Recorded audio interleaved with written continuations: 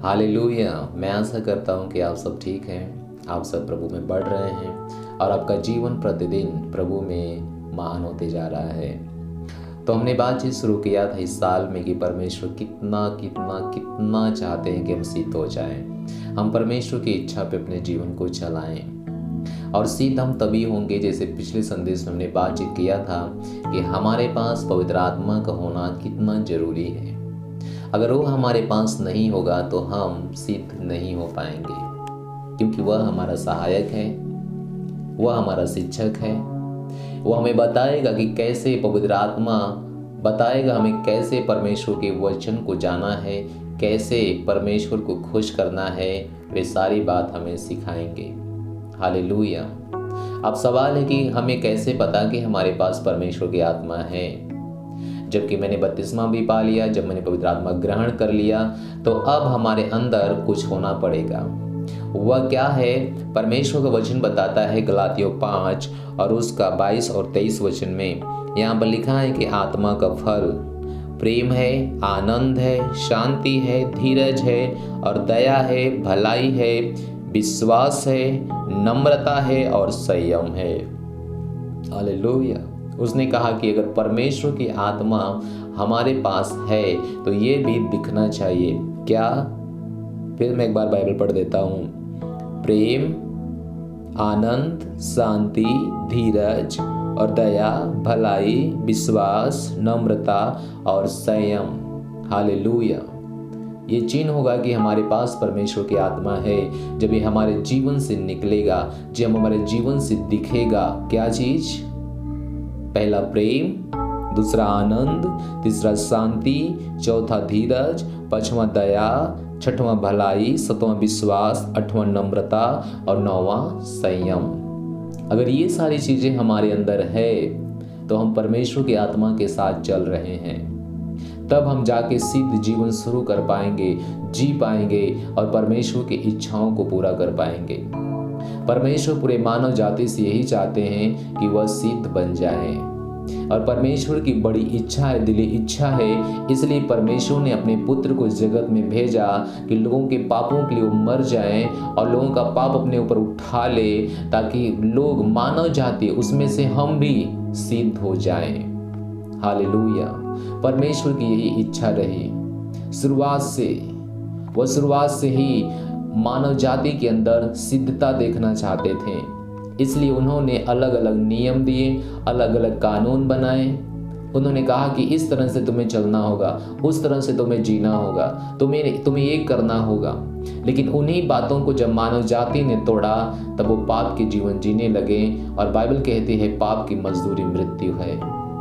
इसके बाद उन्होंने प्रभु यीशु मसीह को भेजकर हर मानव जाति को अब बोझ, पाप अपने ऊपर उठा लिए, और उन्होंने कहा कि उन्होंने हमसे प्रेम किया। और बाइबल कहती है कि प्रभु यीशु मसीह ने कहा कि तुम भी अगर हमसे प्रेम करोगे तो मेरी बातों को मानोगे। हम की बातों कैसे मानेंगे? हम की बातों कैसे मानेंगे? हालेलुया। उनके वचनों को पूरा करके। एक कारण कि हम सिखाते हैं कि हर दिन अपनी बाइबल पढ़ना कितना जरूरी है, अपनी बाइबल अध्ययन करना और उसी के अनुसार जीना। Praise the Lord. हालेलुया। तो हमें, हमारे अंदर पवित्र आत्मा का होना कितना जरूरी है, और ये कैसे पता चलेगा कि वह हमारे अंदर है? जब हमारे अंदर 9 फल रहेंगे। वह 9 फल ये बताएंगे कि हम परमेश्वर के आत्मा के साथ हैं या परमेश्वर के आत्मा के बाहर हैं। जब हमारे अंदर पवित्र आत्मा हो जाएगा और घर बना लेगा तो हमारे अंदर क्या क्या नहीं रहेगा। परमेश्वर के वचन बताता है गलातियों 5 उसके 19 में, यहाँ पर लिखा है शरीर के काम तो प्रकट हैं, ये तब हम शरीर वाली करेंगे। अगर हमारे अंदर परमेश्वर की आत्मा नहीं है तो हम शरीर वाली काम करेंगे, शरीर की इच्छाओं को पूरा करेंगे। और बाइबल कहती है कि शरीर के ऊपर मन लगाना बेकार है, जीवन नहीं है, मृत्यु है। हालेलुया। इसका मतलब है कि जब हमारे पास पवित्र आत्मा नहीं होगा तो हम ना चाह के भी शरीर के ऊपर मन लगाएंगे। और शरीर के ऊपर मन लगाना यह है व्यभिचार है, गंदे काम है, लुचपन है, मूर्ति पूजा है, टोना है, बैर है, झगड़ा है, ईर्ष्या है, क्रोध है, विरोध है, फूट है, विधर्म है, डाह है, मतवालापन है, लीला क्रीड़ा है और उनके जैसे और काम है। अगर पवित्र आत्मा आने के बाद, ग्रहण करने के बाद हम अगर यही काम करते रहेंगे तो पवित्र आत्मा को हम दुखी करेंगे। और परमेश्वर का वचन बताता है कि हमें पवित्र आत्मा को दुखी करना नहीं चाहिए। जब पवित्र आत्मा को दुखी करना नहीं चाहिए तो हम इसे क्यों करते हैं? Praise the Lord, hallelujah. चलिए हम अपने वचन में देखते हैं इफिसियों किताब उसका 4 अध्याय और जाइए 30 वचन में। देखिए यहाँ लिखा है, परमेश्वर की पवित्र आत्मा को दुखी मत करो जिससे तुम पर छुटकारे के दिन के लिए छाप दी गई है। उसने कहा कि तुम्हें बनाने के लिए, तुम्हें सच्चाई में लाने के लिए, तुम्हें महान करुणा में ले जाने के लिए, परमेश्वर के सामने सिद्ध करने के लिए, न्याय के दिन तुम्हें शुद्ध करके प्रकट करने के लिए ये तुम्हारे ऊपर मोहर है। इसलिए परमेश्वर के आत्मा को दुखी मत करो। और मैंने कहा कि पवित्र आत्मा को यानी परमेश्वर के आत्मा को आप दुखी कैसे करते हैं? जब आप शरीर के ऊपर काम करते हैं, जब संसार के ऊपर आप काम करते हैं, आप उसको दुखी करेंगे।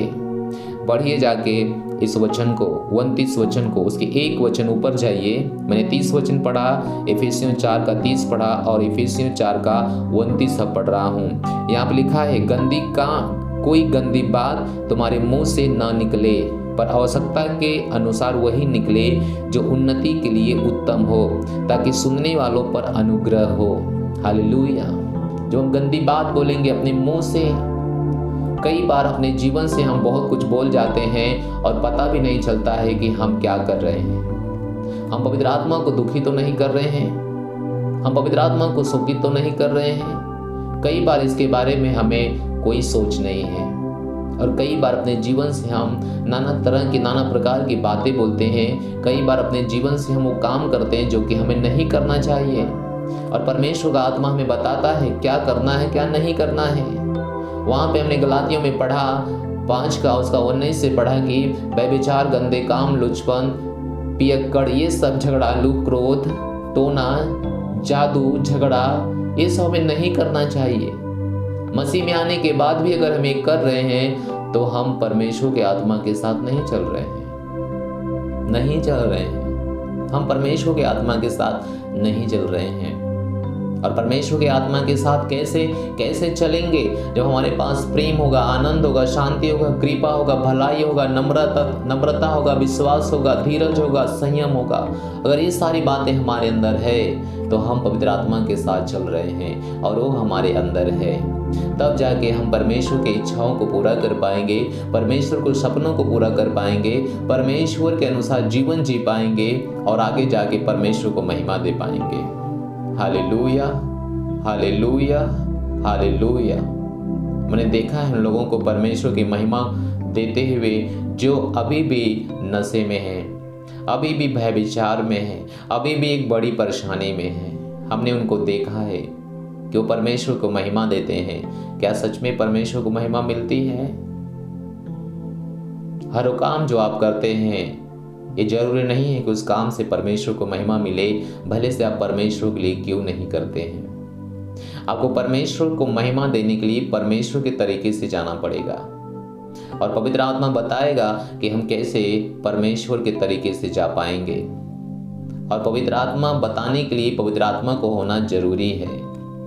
पवित्र आत्मा के जीवन को हमारे अंदर होना जरूरी है और पवित्र आत्मा के फलों को होना हमारे लिए जरूरी है।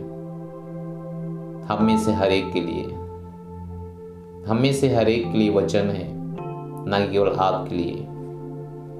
परमेश्वर धन्य है, वह चाहता है कि हम पवित्र आत्मा के साथ चलें ताकि वो हमें बना दे जो हमें बनाना चाहता है, जो हमें वो बनाना चाहता है। हमारे परमेश्वर के लोगों, परमेश्वर आपको ब्लेस करना चाहते हैं, महान ऊंचाइयों पे ले जाना चाहते हैं, अपना अनुग्रह आपके ऊपर रखना चाहते हैं, अपनी दया आपके ऊपर रखना चाहते हैं। लेकिन हम ऐसा होने देते हैं, हम ऐसा होने देते हैं। हमें हर वो कदम नहीं उठाना है जो परमेश्वर के वचन के खिलाफ है। हमें हर वो कदम उठाना है जो परमेश्वर के वचन से मेल खाता है। इसके लिए क्यों ना कुछ हो जाए, क्यों ना कुछ सहना पड़े, आपको वही कदम उठाना है जो परमेश्वर के वचन से मेल खाता है।